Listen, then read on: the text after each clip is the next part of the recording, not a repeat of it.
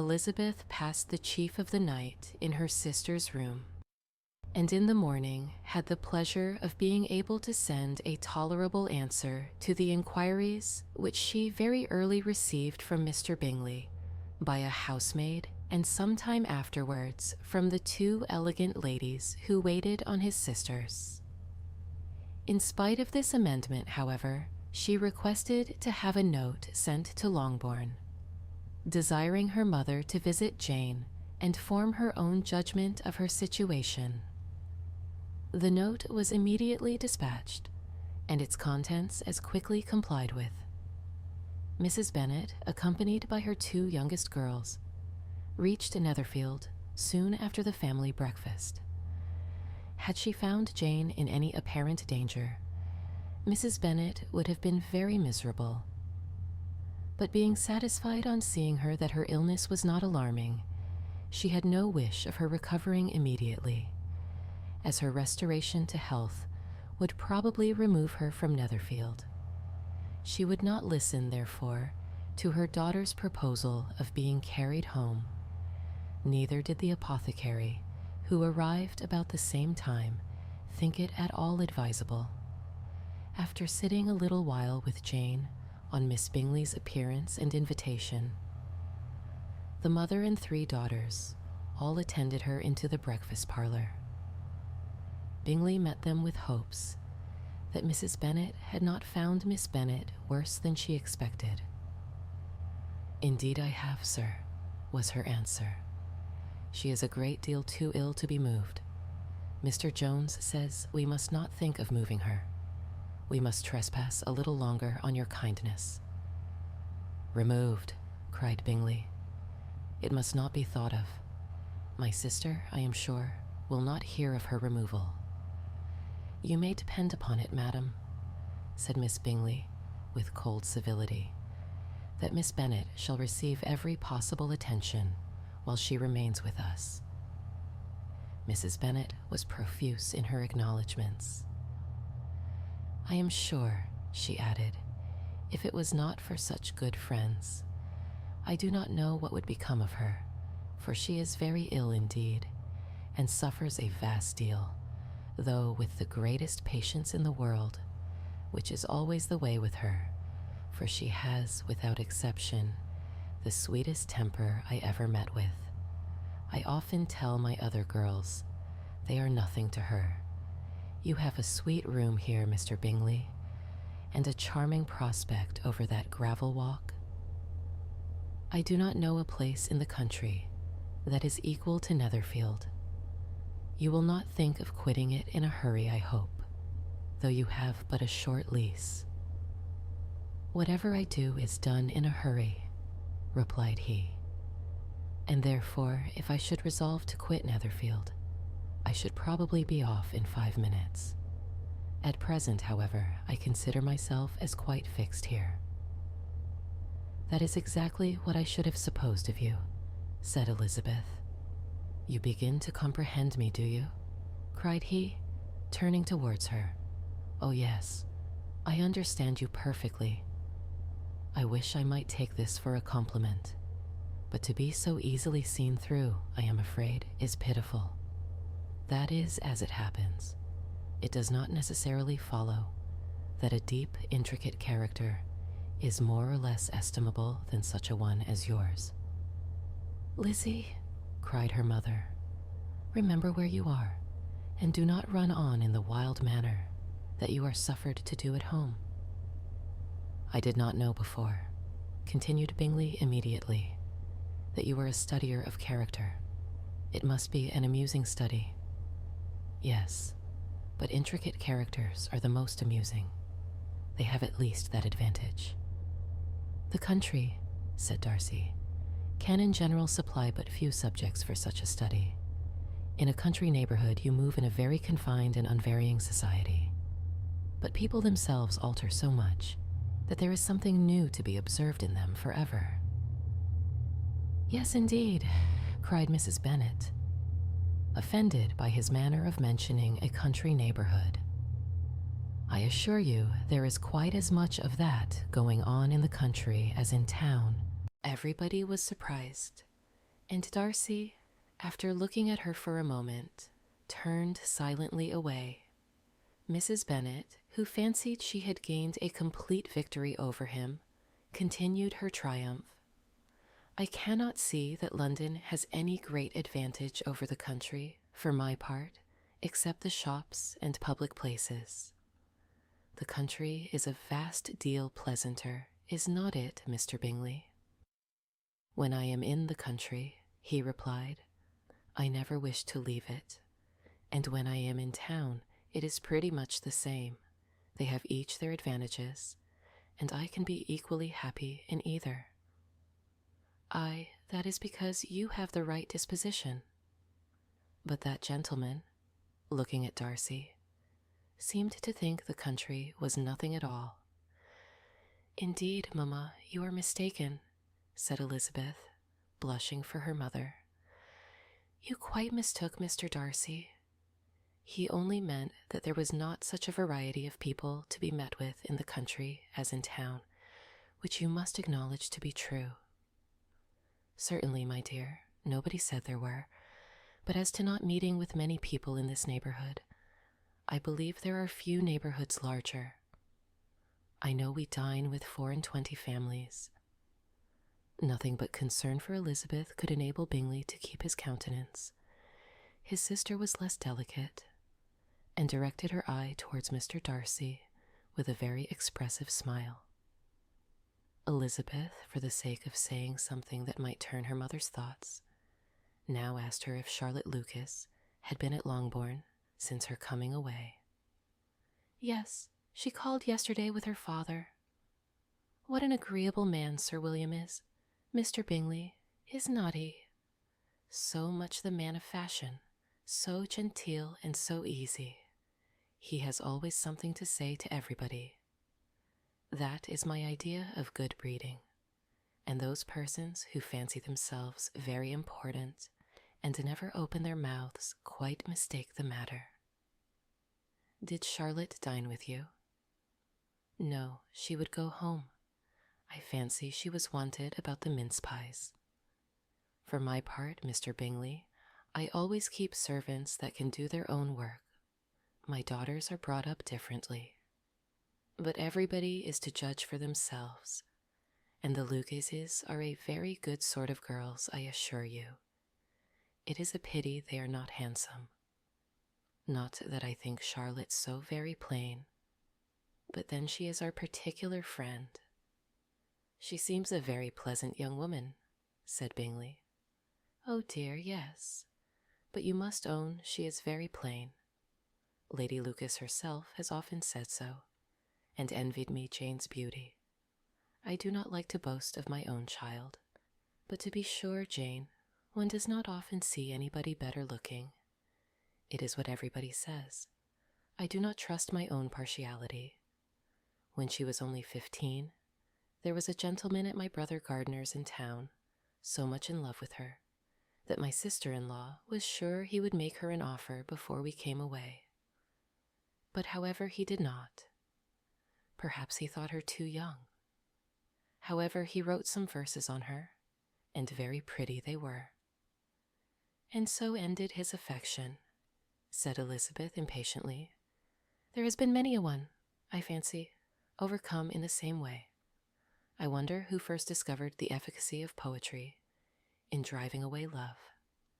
I have been used to consider poetry as the food of love, said Darcy. Of a fine, stout, healthy love it may. Everything nourishes what is strong already. But if it be only a slight, thin sort of inclination, I am convinced that one good sonnet will starve it entirely away. Darcy only smiled, and the general pause which ensued made Elizabeth tremble lest her mother should be exposing herself again. She longed to speak, but could think of nothing to say. And after a short silence, Mrs. Bennet began repeating her thanks to Mr. Bingley for his kindness to Jane, with an apology for troubling him also with Lizzie. Mr. Bingley was unaffectedly civil in his answer, and forced his younger sister to be civil also, and say what the occasion required. She performed her part, indeed, without much graciousness. But Mrs. Bennet was satisfied, and soon afterwards ordered her carriage. Upon this signal, the youngest of her daughters put herself forward. The two girls had been whispering to each other during the whole visit, and the result of it was that the youngest should tax Mr. Bingley with having promised on his first coming into the country to give a ball at Netherfield. Lydia was a stout, well-grown girl of 15, with a fine complexion and good-humoured countenance, a favourite with her mother, whose affection had brought her into public at an early age. She had high animal spirits and a sort of natural self-consequence, which the attentions of the officers, to whom her uncle's good dinners and her own easy manners recommended her, had increased into assurance. She was very equal, therefore, to address Mr. Bingley on the subject of the ball, and abruptly reminded him of his promise, adding that it would be the most shameful thing in the world if he did not keep it. His answer to this sudden attack was delightful to her mother's ear. "I am perfectly ready, I assure you, to keep my engagement, and when your sister is recovered, you shall, if you please, name the very day of the ball. But you would not wish to be dancing while she is ill?" Lydia declared herself satisfied. "Oh yes, it would be much better to wait till Jane was well, and by that time, most likely, Captain Carter would be at Meryton again. And when you have given your ball," she added, "I shall insist on their giving one also. I shall tell Colonel Forster it will be quite a shame if he does not." Mrs. Bennet and her daughters then departed, and Elizabeth returned instantly to Jane, leaving her own and her relations' behaviour to the remarks of the two ladies and Mr. Darcy, the latter of whom, however, could not be prevailed on to join in their censure of her, in spite of all Miss Bingley's witticisms on fine eyes. The day passed much as the day before had done. Mrs. Hurst and Miss Bingley had spent some hours of the morning with the invalid, who continued, though slowly, to mend, and in the evening Elizabeth joined their party in the drawing-room. The loo table, however, did not appear. Mr. Darcy was writing, and Miss Bingley, seated near him, was watching the progress of his letter, and repeatedly calling off his attention by messages to his sister. Mr. Hurst and Mr. Bingley were at piquet, and Mrs. Hurst was observing their game. Elizabeth took up some needlework, and was sufficiently amused in attending to what passed between Darcy and his companion. The perpetual commendations of the lady, either on his handwriting, or on the evenness of his lines, or on the length of his letter, with the perfect unconcern with which her praises were received, formed a curious dialogue, and was exactly in unison with her opinion of each. "How delighted Miss Darcy will be to receive such a letter." He made no answer. "You write uncommonly fast." "You are mistaken. I write rather slowly. How many letters you must have occasion to write in the course of a year? Letters of business, too. How odious I should think them. It is fortunate, then, that they fall to my lot instead of to yours. Pray tell your sister that I long to see her. I have already told her so once by your desire. I am afraid you do not like your pen. Let me mend it for you. I mend pens remarkably well. Thank you, but I always mend my own. How can you contrive to write so even?" He was silent. "Tell your sister I am delighted to hear of her improvement on the harp, and pray let her know that I am quite in raptures with her beautiful little design for a table, and I think it infinitely superior to Miss Grantley's. Will you give me leave to defer your raptures till I write again? At present, I have not room to do them justice. Oh, it is of no consequence. I shall see her in January. But do you always write such charming long letters to her, Mr. Darcy? They are generally long, but whether always charming, it is not for me to determine. It is a rule with me that a person who can write a long letter with ease cannot write ill. That will not do for a compliment to Darcy, Caroline, cried her brother, because he does not write with ease. He studies too much for words of 4 syllables. Do not you, Darcy? My style of writing is very different from yours. Oh, cried Miss Bingley, Charles writes in the most careless way imaginable. He leaves out half his words and blots the rest. My ideas flow so rapidly that I have not time to express them, by which means my letters sometimes convey no ideas at all to my correspondents. Your humility, Mr. Bingley, said Elizabeth, must disarm reproof.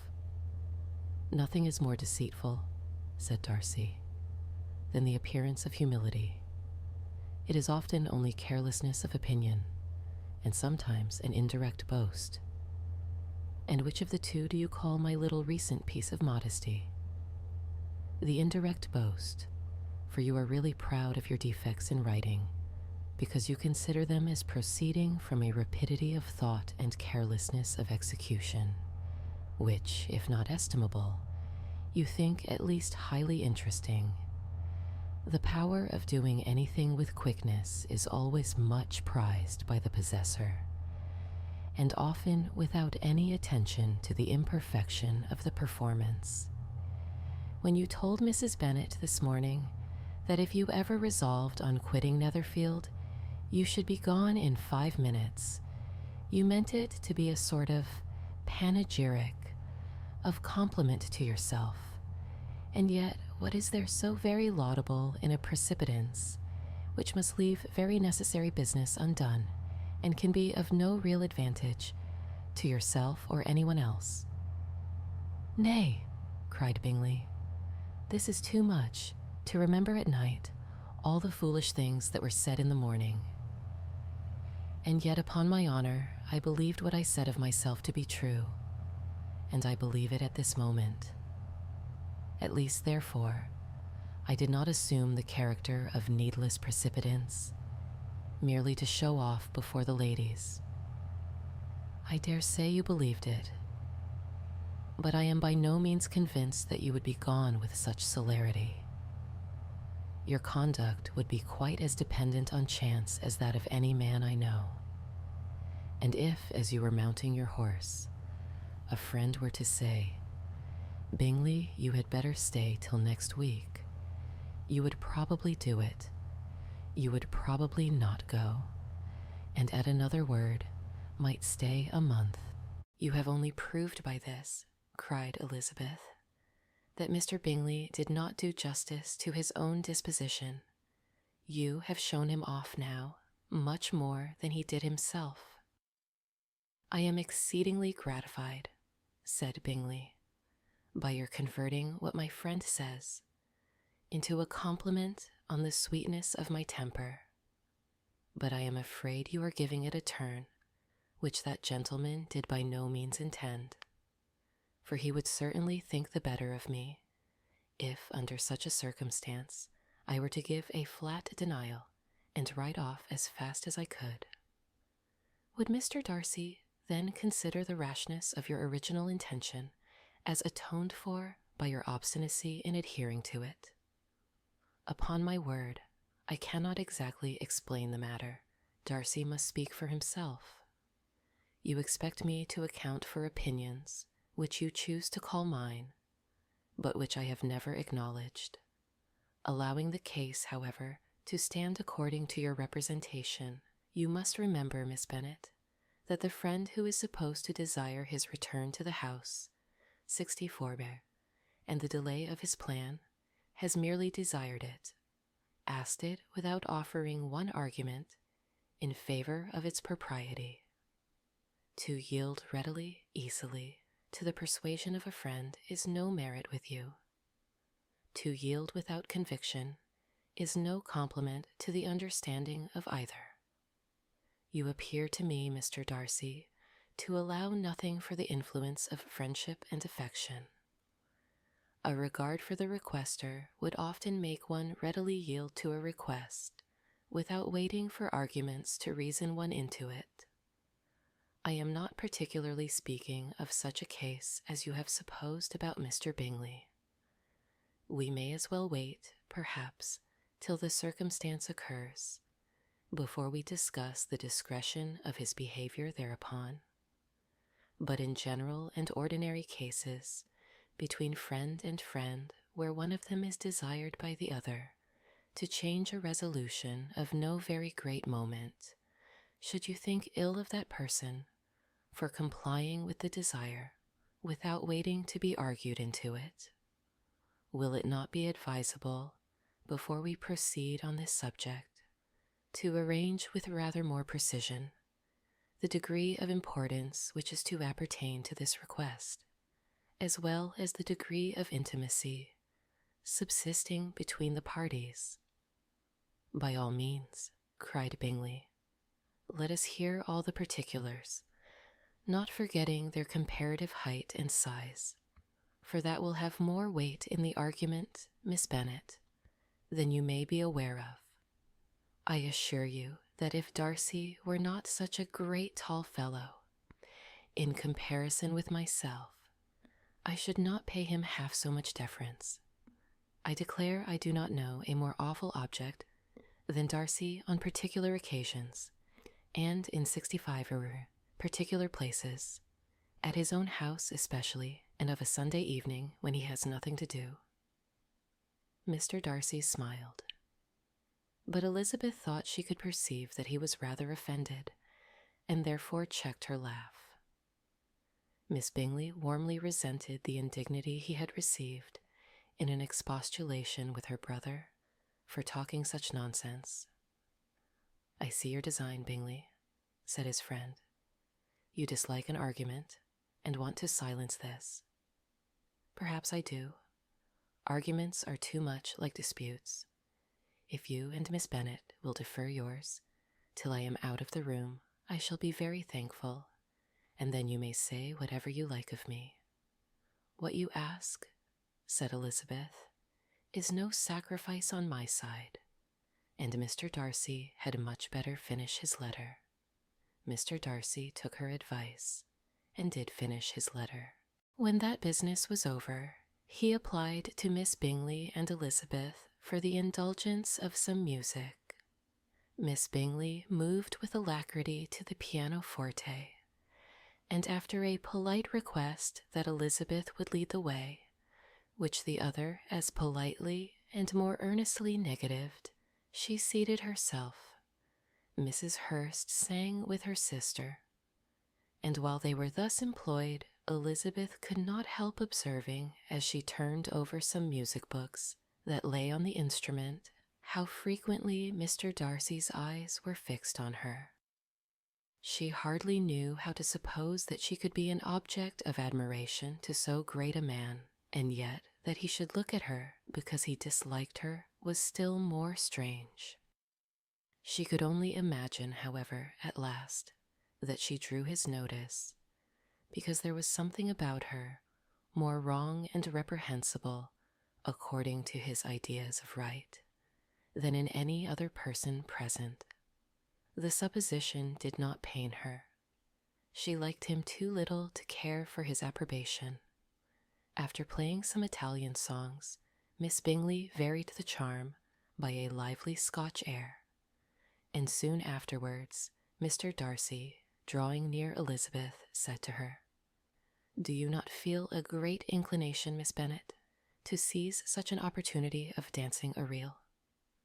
She smiled, but made no answer. He repeated the question with some surprise at her silence. "Oh," said she, "I heard you before, but I could not immediately determine what to say in reply. You wanted me, I know, to say yes. that you might have the pleasure of despising my taste, but I always delight in overthrowing those kind of schemes, and cheating a person of their premeditated contempt. I have, therefore, made up my mind to tell you that I do not want to dance a reel at all, and now despise me if you dare. Indeed, I do not dare. Elizabeth, having rather expected to affront him, was amazed at his gallantry, but there was a mixture of sweetness and archness in her manner, which made it difficult for her to affront anybody, and Darcy had never been so bewitched by any woman as he was by her. He really believed that, were it not for the inferiority of her connections, he should be in some danger. Miss Bingley saw, or suspected, enough to be jealous, and her great anxiety for the recovery of her dear friend Jane received some assistance from her desire of getting rid of Elizabeth. She often tried to provoke Darcy into disliking her guest by talking of their supposed marriage and planning his happiness in such an alliance.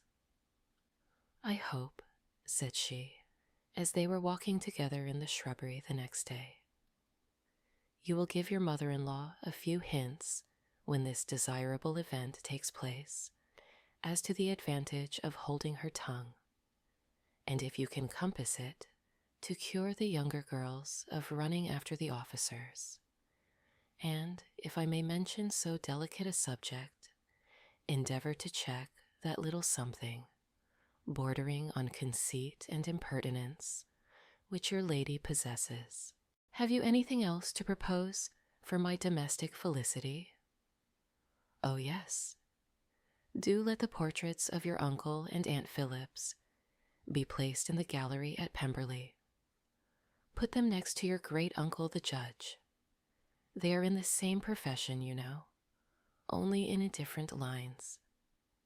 As for your Elizabeth's picture, you must not attempt to have it taken, for what painter could do justice to those beautiful eyes? It would not be easy indeed to catch their expression, but their color and shape, and the eyelashes, so remarkably fine, might be copied." At that moment, they were met from another walk by Mrs. Hurst and Elizabeth herself. "I did not know that you intended to walk," said Miss Bingley, in some confusion, lest they had been overheard. "You used us abominably ill," answered Mrs. Hurst, "running away without telling us that you were coming out." Then, taking the disengaged arm of Mr. Darcy, she left Elizabeth to walk by herself. The path just admitted three. Mr. Darcy felt their rudeness, and immediately said, "This walk is not wide enough for our party. We had better go into the avenue." But Elizabeth, who had not the least inclination to remain with them, laughingly answered, "No, no, stay where you are. You are charmingly grouped, and appear to uncommon advantage. The picturesque would be spoilt by admitting a fourth. Goodbye." She then ran gaily off, rejoicing, as she rambled about, in the hope of being at home again in a day or two. Jane was already so much recovered as to intend leaving her room for a couple of hours that evening. When the ladies removed after dinner, Elizabeth ran up to her sister, and seeing her well guarded from cold, attended her into the drawing-room, where she was welcomed by her two friends with many professions of pleasure. And Elizabeth had never seen them so agreeable as they were during the hour which passed before the gentlemen appeared. Their powers of conversation were considerable. They could describe an entertainment with accuracy, relate an anecdote with humor, and laugh at their acquaintance with spirit. But when the gentlemen entered, Jane was no longer the first object. Miss Bingley's eyes were instantly turned towards Darcy, and she had something to say to him before he had advanced many steps. He addressed himself directly to Miss Bennet, with a polite congratulation. Mr. Hurst also made her a slight bow and said he was very glad. But diffuseness and warmth remained for Bingley's salutation. He was full of joy and attention. The first half-hour was spent in piling up the fire, lest she should suffer from the change of room, and she removed at his desire to the other side of the fireplace, that she might be farther from the door. He then sat down by her and talked scarcely to anyone else. Elizabeth, at work in the opposite corner, saw it all with great delight. When tea was over, Mr. Hurst reminded his sister-in-law of the card table, but in vain. She had obtained private intelligence that Mr. Darcy did not wish for cards, and Mr. Hurst soon found even his open petition rejected. She assured him that no one intended to play, and the silence of the whole party on the subject seemed to justify her. Mr. Hurst had therefore nothing to do but to stretch himself on one of the sofas and go to sleep. Darcy took up a book. Miss Bingley did the same, and Mrs. Hurst, principally occupied in playing with her bracelets and rings, joined now and then in her brother's conversation with Miss Bennet. Miss Bingley's attention was quite as much engaged in watching Mr. Darcy's progress through his book as in reading her own, and she was perpetually either making some inquiry or looking at his page. She could not win him, however, to any conversation. He merely answered her question and read on. At length, quite exhausted by the attempt to be amused with her own book, which she had only chosen because it was the second volume of his, she gave a great yawn and said, "How pleasant it is to spend an evening in this way. I declare, after all, there is no enjoyment like reading. How much sooner one tires of anything than of a book. When I have a house of my own, I shall be miserable if I have not an excellent library." No one made any reply. She then yawned again, threw aside her book, and cast her eyes round the room, in quest of some amusement, when, hearing her brother mentioning a ball to Miss Bennet, she turned suddenly towards him and said, "By the by, Charles, are you really serious in meditating a dance at Netherfield? I would advise you, before you determine on it, to consult the wishes of the present party. I am much mistaken if there are not some among us to whom a ball would be rather a punishment than a pleasure." "If you mean Darcy," cried her brother, "he may go to bed if he chooses, before it begins. But as for the ball, it is quite a settled thing, and as soon as Nichols has made white soup enough, I shall send round my cards." "I should like balls infinitely better," she replied, "if they were carried on in a different manner. But there is something insufferably tedious in the usual process of such a meeting. It would surely be much more rational if conversation, instead of dancing, made the order of the day." "Much more rational, my dear Caroline, I dare say. But it would not be near so much like a ball." Miss Bingley made no answer, and soon afterwards got up and walked about the room. Her figure was elegant, and she walked well. But Darcy, at whom it was all aimed, was still inflexibly studious. In the desperation of her feelings, she resolved on one effort more, and turning to Elizabeth said, "Miss Eliza Bennet, let me persuade you to follow my example, and take a turn about the room. I assure you it is very refreshing after sitting so long in one attitude." Elizabeth was surprised, but agreed to it immediately. Miss Bingley succeeded no less in the real object of her civility. Mr. Darcy looked up. He was as much awake to the novelty of attention in that quarter as Elizabeth herself could be, and unconsciously closed his book. He was directly invited to join their party, but he declined it, observing that he could imagine but two motives for their choosing to walk up and down the room together, with either of which motives his joining them would interfere. What could he mean? She was dying to know what could be his meaning, and asked Elizabeth whether she could at all understand him.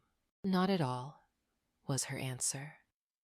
"But depend upon it, he means to be severe on us, and our surest way of disappointing him will be to ask nothing about it." Miss Bingley, however, was incapable of disappointing Mr. Darcy in anything, and persevered, therefore, in requiring an explanation of his two motives. "I have not the smallest objection to explaining them," said he, as soon as she allowed him to speak. "You either choose this method of passing the evening because you are in each other's confidence and have secret affairs to discuss, or because you are conscious that your figures appear to the greatest advantage in walking. If the first, I should be completely in your way, and if the second, I can admire you much better as I sit by the fire." "Oh, shocking!" cried Miss Bingley. "I never heard anything so abominable. How shall we punish him for such a speech?" "Nothing so easy, if you have but the inclination," said Elizabeth. "We can all plague and punish one another. Tease him, laugh at him. Intimate as you are, you must know how it is to be done. But upon my honor I do not. I do assure you that my intimacy has not yet taught me that. Tease calmness of temper and presence of mind. No, I feel he may defy us there. And as to laughter, we will not expose ourselves, if you please, by attempting to laugh without a subject. Mr. Darcy may hug himself." "Mr. Darcy is not to be laughed at," cried Elizabeth. "That is an uncommon advantage, and uncommon I hope it will continue, for it would be a great loss to me to have many such acquaintance. I dearly love a laugh." "Miss Bingley," said he, "has given me credit for more than can be. The wisest and best of men, nay, the wisest and best of their actions, may be rendered ridiculous by a person whose first object in life is a joke." "Certainly," replied Elizabeth, "there are such people, but I hope I am not one of them. I hope I never ridicule what is wise or good. Follies and nonsense, whims and inconsistencies, do divert me, I own, and I laugh at them whenever I can. But these, I suppose, are precisely what you are without. Perhaps that is not possible for anyone, but it has been the study of my life to avoid those weaknesses which often expose a strong understanding to ridicule, such as vanity and pride. Yes, vanity is a weakness indeed, but pride, where there is a real superiority of mind, pride will be always under good regulation." Elizabeth turned away to hide a smile. "Your examination of Mr. Darcy is over, I presume," said Miss Bingley. "And pray what is the result?" "I am perfectly convinced by it that Mr. Darcy has no defect. He owns it himself without disguise." "No," said Darcy, "I have made no such pretension. I have faults enough, but they are not, I hope, of understanding. My temper I dare not vouch for. It is, I believe, too little yielding, certainly too little for the convenience of the world. I cannot forget the follies and vices of others so soon as I ought, nor their offenses against myself. My feelings are not puffed about with every attempt to move them. My temper would perhaps be called resentful. My good opinion, once lost, is lost forever." "That is a failing indeed," cried Elizabeth. "Implacable resentment is a shade in a character. But you have chosen your fault well. I really cannot laugh at it. You are safe from me. There is, I believe, in every disposition, a tendency to some particular evil, a natural defect, which not even the best education can overcome. And your defect is a propensity to hate everybody. And yours, he replied with a smile, is willfully to misunderstand them. Do let us have a little music, cried Miss Bingley, tired of a conversation in which she had no share. Louisa, you will not mind my waking Mr. Hurst. Her sister made not the smallest objection, and the pianoforte was opened. And Darcy, after a few moments' recollection, was not sorry for it. He began to feel the danger of paying Elizabeth too much attention, in consequence of an agreement between the sisters. Elizabeth wrote the next morning to her mother to beg that the carriage might be sent for them in the course of the day. But Mrs. Bennet, who had calculated on her daughters remaining at Netherfield till the following Tuesday, which would exactly finish Jane's week, could not bring herself to receive them with pleasure before. Her answer, therefore, was not propitious, at least not to Elizabeth's wishes, for she was impatient to get home. Mrs. Bennet sent them word that they could not possibly have the carriage before Tuesday, and in her postscript it was added that if Mr. Bingley and his sister pressed them to stay longer, she could spare them very well. Against staying longer, however, Elizabeth was positively resolved, nor did she much expect it would be asked, and fearful, on the contrary, of being considered as intruding themselves needlessly long, she urged Jane to borrow Mr. Bingley's carriage immediately, and at length it was settled that their original design of leaving Netherfield that morning should be mentioned, and the request made. The communication excited many professions of concern, and enough was said of wishing them to stay at least till the following day to work on Jane. Until the morrow, their going was deferred. Miss Bingley was then sorry that she had proposed the delay, for her jealousy and dislike of one sister much exceeded her affection for the other. The master of the house heard with real sorrow that they were to go so soon, and repeatedly tried to persuade Miss Bennet that it would not be safe for her, that she was not enough recovered. But Jane was firm where she felt herself to be right. To Mr. Darcy, it was welcome intelligence. Elizabeth had been at Netherfield long enough. She attracted him more than he liked, and Miss Bingley was uncivil to her, and more teasing than usual to himself. He wisely resolved to be particularly careful that no sign of admiration should now escape him, nothing that could elevate her with the hope of influencing his felicity. Sensible that if such an idea had been suggested, his behavior during the last day must have material weight in confirming or crushing it. Steady to his purpose, he scarcely spoke 10 words to her through the whole of Saturday, and though they were at one time left by themselves for half an hour, he adhered most conscientiously to his book and would not even look at her. On Sunday, after morning service, the separation, so agreeable to almost all, took place. Miss Bingley's civility to Elizabeth increased at last, very rapidly, as well as her affection for Jane. And when they parted, after assuring the latter of the pleasure it would always give her to see her, either at Longbourn or Netherfield, and embracing her most tenderly, she even shook hands with the former. Elizabeth took leave of the whole party in the liveliest spirits. They were not welcomed home very cordially by their mother. Mrs. Bennet wondered at their coming, and thought them very wrong to give so much trouble, and was sure Jane would have caught cold again. But their father, though very laconic in his expressions of pleasure, was really glad to see them, He had felt their importance in the family circle.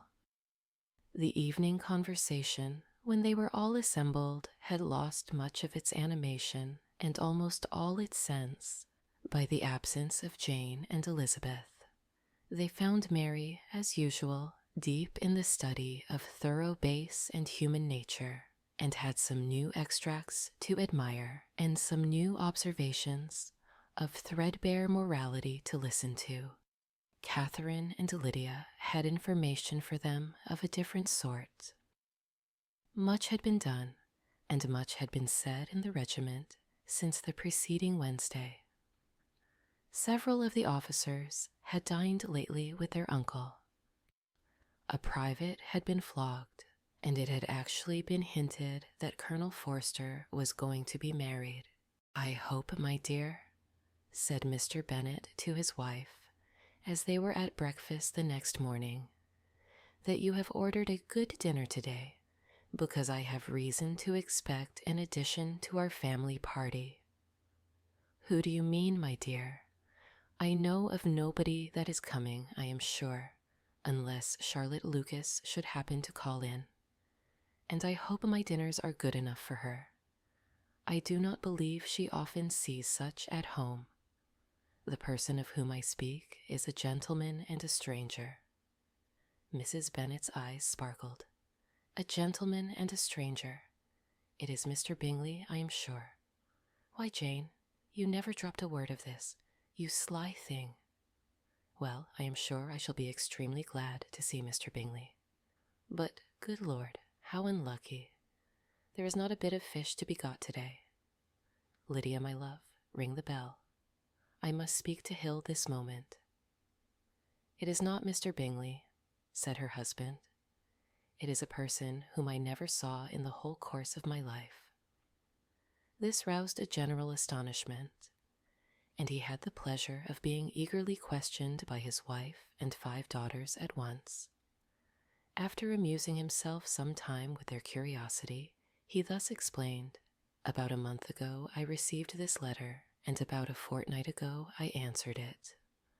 For I thought it a case of some delicacy and requiring early attention. It is from my cousin Mr. Collins, who, when I am dead, may turn you all out of this house as soon as he pleases." "Oh, my dear," cried his wife, "I cannot bear to hear that mentioned. Pray do not talk of that odious man. I do think it is the hardest thing in the world that your estate should be entailed away from your own children, and I am sure, if I had been you, I should have tried long ago to do something or other about it." Jane and Elizabeth attempted to explain to her the nature of an entail. They had often attempted it before, but it was a subject on which Mrs. Bennet was beyond the reach of reason, and she continued to rail bitterly against the cruelty of settling an estate away from a family of 5 daughters, in favor of a man whom nobody cared anything about. "It certainly is a most iniquitous affair," said Mr. Bennet, "and nothing can clear Mr. Collins from the guilt of inheriting Longbourn. But if you will listen to his letter, you may, perhaps, be a little softened by his manner of expressing himself." "No, that I am sure I shall not. And I think it was very impertinent of him to write to you at all, and very hypocritical. I hate such false friends. Why could not he keep on quarreling with you as his father did before him? Why, indeed, he does seem to have had some filial scruples on that head, as you will hear. Hunsford, near Westerham, Kent, 15th October. Dear Sir, the disagreement subsisting between yourself and my late honored father always gave me much uneasiness, and since I have had the misfortune to lose him, I have frequently wished to heal the breach, but for some time I was kept back by my own doubts, fearing lest it might seem disrespectful to his memory for me to be on good terms with anyone with whom it had always pleased him to be at variance. There, Mrs. Bennet.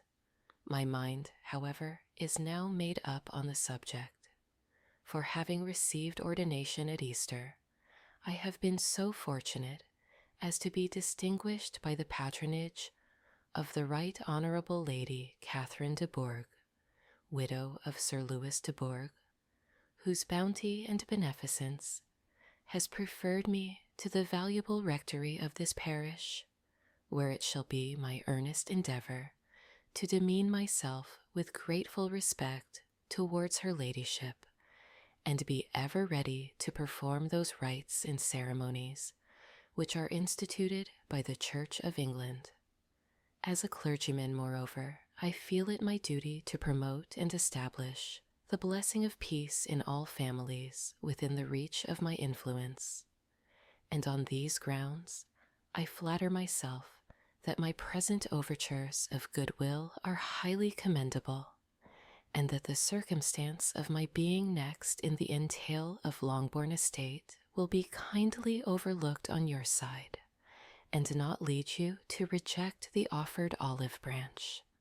I cannot be otherwise than concerned at being the means of injuring your amiable daughters, and beg leave to apologize for it, as well as to assure you of my readiness to make them every possible amends. But of this hereafter. If you should have no objection to receive me into your house, I propose myself the satisfaction of waiting on you and your family, Monday, November 18th, by 4 o'clock, and shall probably trespass on your hospitality till the Saturday se'nnight following, which I can do without any inconvenience, as Lady Catherine is far from objecting to my occasional absence on a Sunday, provided that some other clergyman is engaged to do the duty of the day. I remain, dear sir, with respectful compliments to your lady and daughters, your well-wisher and friend, William Collins. At 4 o'clock, therefore, we may expect this peacemaking gentleman, said Mr. Bennet as he folded up the letter.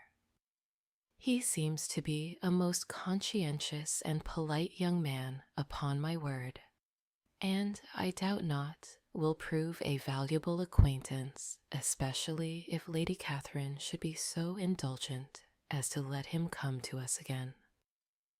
There is some sense in what he says about the girls, however, and if he is disposed to make them any amends, I shall not be the person to discourage him. Though it is difficult, said Jane, to guess in what way he can mean to make us the atonement. He thinks our due. The wish is certainly to his credit. Elizabeth was chiefly struck with his extraordinary deference for Lady Catherine, and his kind intention of christening, marrying, and burying his parishioners whenever it were required. He must be an oddity, I think, said she. I cannot make him out. There is something very pompous in his style. And what can he mean by apologizing for being next in the entail? We cannot suppose he would help it. If he could, can he be a sensible man, sir? No, my dear, I think not. I have great hopes of finding him quite the reverse. There is a mixture of servility and self-importance in his letter, which promises well. I am impatient to see him. In point of composition, said Mary, his letter does not seem defective. The idea of the olive branch perhaps is not wholly new, yet I think it is well expressed. To Catherine and Lydia, neither the letter nor its writer were in any degree interesting. It was next to impossible that their cousin should come in a scarlet coat, and it was now some weeks since they had received pleasure from the society of a man in any other color. As for their mother, Mr. Collins's letter had done away much of her ill will, and she was preparing to see him with a degree of composure which astonished her husband and daughters. Mr. Collins was punctual to his time and was received with great politeness by the whole family. Mr. Bennet indeed said little, but the ladies were ready enough to talk, and Mr. Collins seemed neither in need of encouragement nor inclined to be silent himself. He was a tall, heavy-looking young man of 25. His air was grave and stately, and his manners were very formal.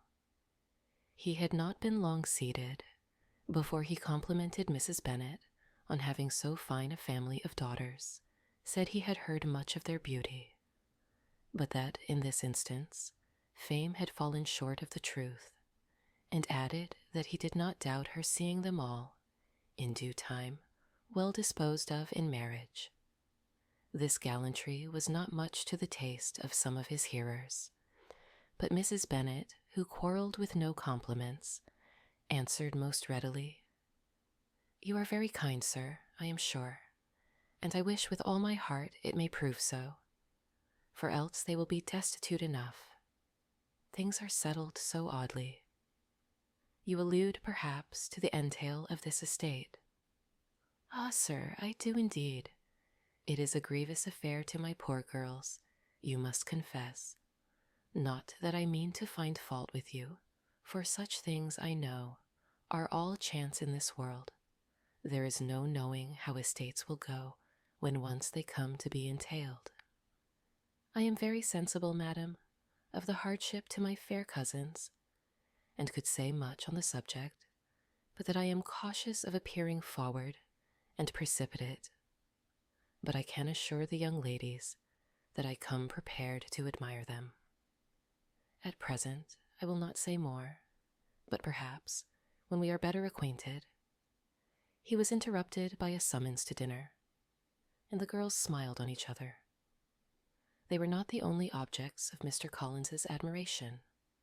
The hall, the dining room, and all its furniture were examined and praised, and his commendation of everything would have touched Mrs. Bennet's heart, but for the mortifying supposition of his viewing it all as his own future property. The dinner, too, in its turn, was highly admired, and he begged to know to which of his fair cousins the excellence of its cookery was owing. But here he was set right by Mrs. Bennet, who assured him with some asperity that they were very well able to keep a good cook, and that her daughters had nothing to do in the kitchen. He begged pardon for having displeased her.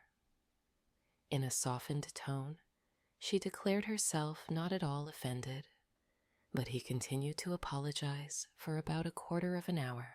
During dinner, Mr. Bennet scarcely spoke at all, but when the servants were withdrawn, he thought it time to have some conversation with his guest, and therefore started a subject in which he expected him to shine by observing that he seemed very fortunate in his patroness. Lady Catherine de Bourgh's attention to his wishes and consideration for his comfort appeared very remarkable. Mr. Bennet could not have chosen better. Mr. Collins was eloquent in her praise.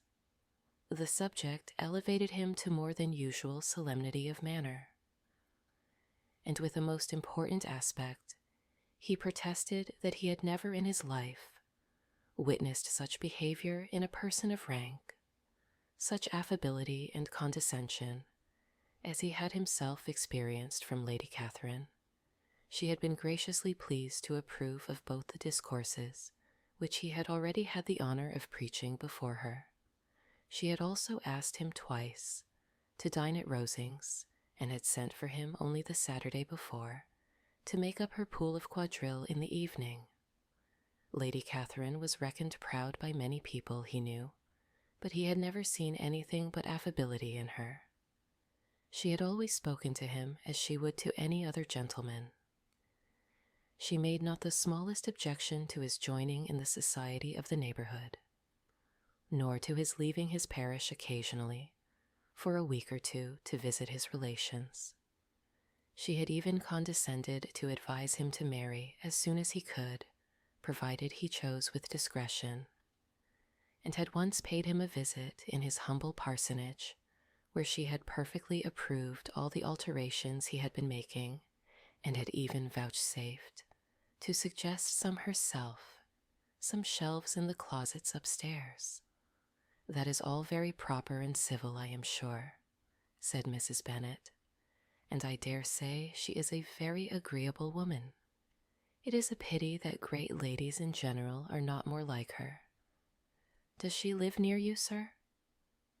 "The garden in which stands my humble abode is separated only by a lane from Rosings Park, her ladyship's residence." "I think you said she was a widow, sir. Has she any family?" "She has one only daughter, the heiress of Rosings, and of very extensive property." "Ah!" cried Mrs. Bennet, shaking her head. "Then she is better off than many girls. And what sort of young lady is she? Is she handsome?" "She is a most charming young lady indeed. Lady Catherine herself says that in point of true beauty, Miss de Bourgh is far superior to the handsomest of her sex, because there is that in her features which marks the young woman of distinguished birth. She is unfortunately of a sickly constitution, which has prevented her making that progress in many accomplishments which she could not otherwise have failed of, as I am informed by the lady who superintended her education, and who still resides with them. But she is perfectly amiable, and often condescends to drive by my humble abode in her little phaeton and ponies." "Has she been presented?" "I do not remember her name among the ladies at court. Her indifferent state of health unhappily prevents her being in town, and by that means, as I told Lady Catherine myself one day, has deprived the British court of its brightest ornament. Her ladyship seemed pleased with the idea, and you may imagine that I am happy on every occasion to offer those little delicate compliments which are always acceptable to ladies. I have more than once observed to Lady Catherine that her charming daughter seemed born to be a duchess, and that the most elevated rank, instead of giving her consequence, would be adorned by her.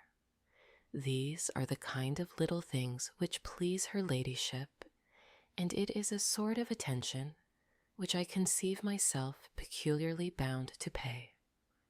"You judge very properly," said Mr. Bennet, "and it is happy for you that you possess the talent of flattering with delicacy.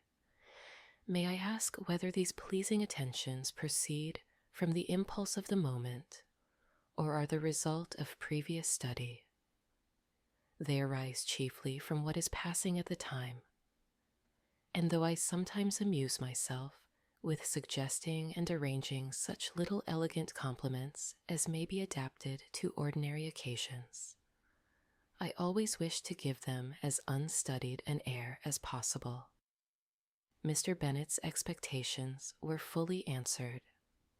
His cousin was as absurd as he had hoped, and he listened to him with the keenest enjoyment, maintaining at the same time the most resolute composure of countenance, and, except in an occasional glance at Elizabeth, requiring no partner in his pleasure. By tea time, however, the dose had been enough, and Mr. Bennet was glad to take his guest into the drawing-room again, and when the tea was over, glad to invite him to read aloud to the ladies. Mr. Collins readily assented, and a book was produced, but on beholding it, for everything announced it to be from a circulating library, he started back, and begging pardon, protested that he never read novels. Kitty stared at him, and Lydia exclaimed. Other books were produced, and after some deliberation he chose Fordyce's Sermons.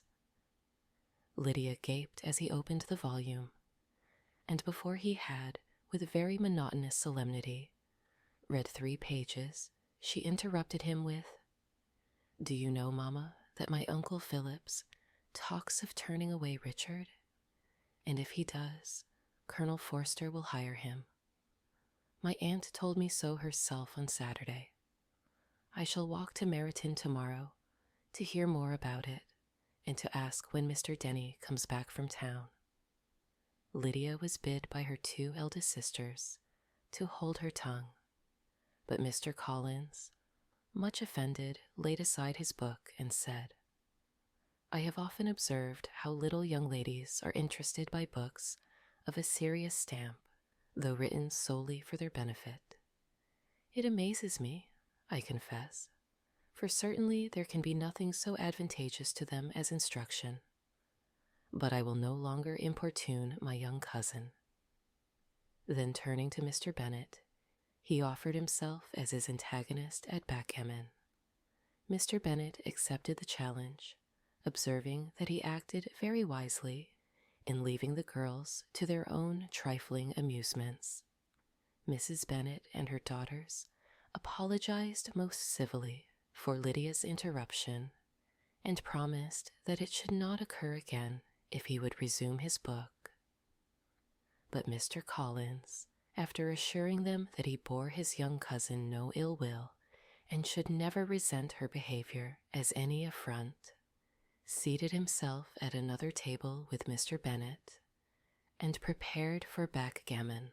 Mr. Collins was not a sensible man, and the deficiency of nature had been but little assisted by education or society. The greatest part of his life having been spent under the guidance of an illiterate and miserly father, and though he belonged to one of the universities, he had merely kept the necessary terms without forming at it any useful acquaintance.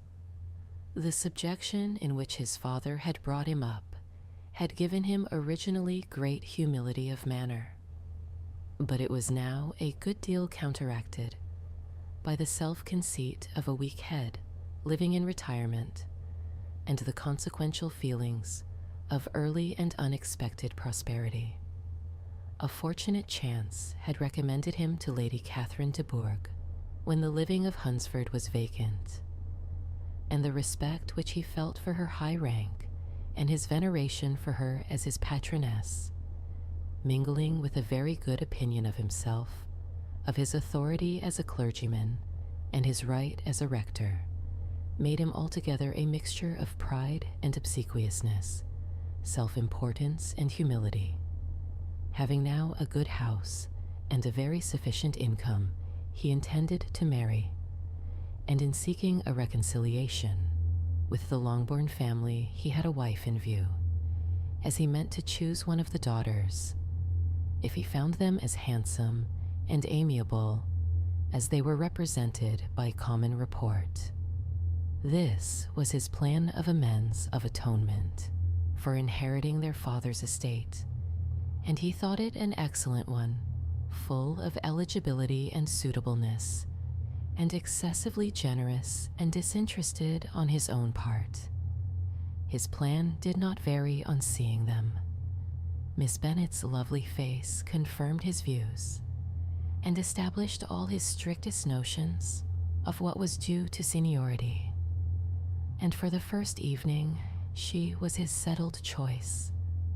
The next morning, however, made an alteration, for in a quarter of an hour's tete-a-tete with Mrs. Bennet before breakfast, a conversation beginning with his parsonage house and leading naturally to the avowal of his hopes that a mistress for it might be found at Longbourn, produced from her, amid very complacent smiles and general encouragement, a caution against the very Jane he had fixed on. As to her younger daughters, she could not take upon her to say, she could not positively answer, but she did not know of any prepossession. Her eldest daughter she must just mention. She felt it incumbent on her to hint, was likely to be very soon engaged. Mr. Collins had only to change from Jane to Elizabeth, and it was soon done while Mrs. Bennet was stirring the fire. Elizabeth, equally next to Jane, in birth and beauty, succeeded her, of course. Mrs. Bennet treasured up the hint and trusted that she might soon have 2 daughters married, and the man whom she could not bear to speak of the day before was now high in her good graces. Lydia's intention of walking to Meryton was not forgotten. Every sister except Mary agreed to go with her, and Mr. Collins was to attend them, at the request of Mr. Bennet, who was most anxious to get rid of him and have his library to himself. For thither Mr. Collins had followed him after breakfast, and there he would continue, nominally engaged with one of the largest folios in the collection, but really talking to Mr. Bennet, with little cessation, of his house and garden at Hunsford. Such doings discomposed Mr. Bennet exceedingly. In his library, he had been always sure of leisure and tranquility, and though prepared, as he told Elizabeth, to meet with folly and conceit in every other room in the house, he was used to be free from them there.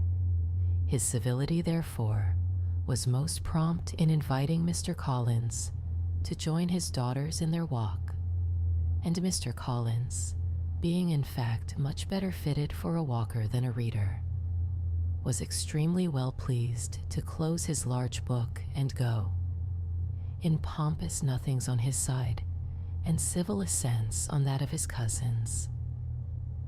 Their time passed till they entered Meryton. The attention of the younger ones was then no longer to be gained by him.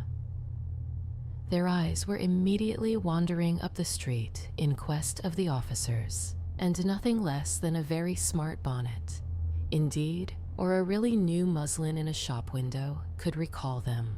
But the attention of every lady was soon caught by a young man whom they had never seen before, of most gentlemanlike appearance, walking with an officer on the other side of the way. The officer was the very Mr. Denny, concerning whose return from London Lydia came to inquire, and he bowed as they passed.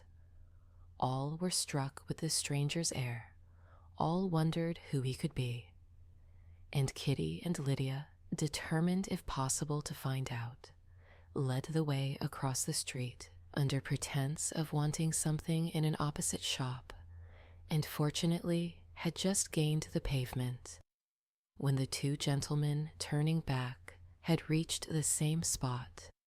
Mr. Denny addressed them directly and entreated permission to introduce his friend Mr. Wickham, who had returned with him the day before from town, and, he was happy to say, had accepted a commission in their corps.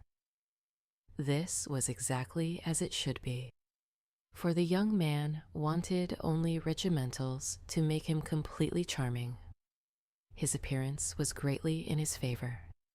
He had all the best parts of beauty, a fine countenance, a good figure, and very pleasing address.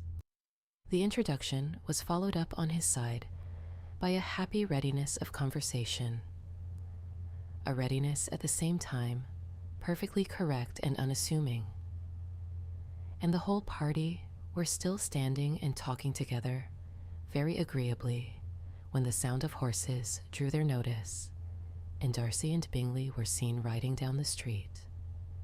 On distinguishing the ladies of the group, the 2 gentlemen came directly towards them and began the usual civilities. Bingley was the principal spokesman, and Miss Bennet the principal object. He was then, he said, on his way to Longbourn, on purpose to inquire after her. Mr. Darcy corroborated it with a bow, and was beginning to determine not to fix his eyes on Elizabeth, when they were suddenly arrested by the sight of the stranger. And Elizabeth, happening to see the countenance of both as they looked at each other, was all astonishment at the effect of the meeting. Both changed color. One looked white, the other red. Mr. Wickham, after a few moments, touched his hat, a salutation which Mr. Darcy just deigned to return. What could be the meaning of it? It was impossible to imagine. It was impossible not to long to know. In another minute, Mr. Bingley, but without seeming to have noticed what passed, took leave and rode on with his friend. Mr. Denny and Mr. Wickham walked with the young ladies to the door of Mr. Phillips's house, and then made their bows, in spite of Miss Lydia's pressing entreaties that they would come in, and even in spite of Mrs. Phillips's throwing up the parlor window and loudly seconding the invitation. Mrs. Phillips was always glad to see her nieces, and the two eldest, from their recent absence, were particularly welcome, and she was eagerly expressing her surprise at their sudden return home, which, as their own carriage had not fetched them, she should have known nothing about if she had not happened to see Mr. Jones's shop-boy in the street, who had told her that they were not to send any more drafts to Netherfield because the Miss Bennets were come away when her civility was claimed towards Mr. Collins by Jane's introduction of him. She received him with her very best politeness, which he returned with as much more, apologizing for his intrusion, without any previous acquaintance with her, which he could not help flattering himself, however, might be justified by his relationship to the young ladies who introduced him to her notice. Mrs. Phillips was quite awed by such an excess of good breeding, but her contemplation of one stranger was soon put an end to by exclamations and inquiries about the other, of whom, however, she could only tell her nieces what they already knew, that Mr. Denny had brought him from London, and that he was to have a lieutenant's commission in the Champs. Sure, she had been watching him the last hour, she said, as he walked up and down the street, and had Mr. Wickham appeared, Kitty and Lydia would certainly have continued the occupation. But unluckily no one passed the windows now, except a few of the officers, who, in comparison with the stranger, were become stupid, disagreeable fellows. Some of them were to dine with the Phillipses the next day, and their aunt promised to make her husband call on Mr. Wickham and give him an invitation also, if the family from Longbourn would come in the evening. This was agreed to, and Mrs. Phillips protested that they would have a nice, comfortable, noisy game of lottery tickets and a little bit of hot supper afterwards. The prospect of such delights was very cheering, and they parted in mutual good spirits. Mr. Collins repeated his apologies in quitting the room, and was assured, with unwearying civility, that they were perfectly needless. As they walked home, Elizabeth related to Jane what she had seen pass between the two gentlemen, but though Jane would have defended either or both had they appeared to be wrong, she could no more explain such behavior than her sister. Mr. Collins, on his return, highly gratified Mrs. Bennet by admiring Mrs. Phillips's manners and politeness. He protested that, except Lady Catherine and her daughter, he had never seen a more elegant woman, for she had not only received him with the utmost civility, but had even pointedly included him in her invitation for the next evening, although utterly unknown to her before. Something, he supposed, might be attributed to his connection with them, but yet he had never met with so much attention in the whole course of his life.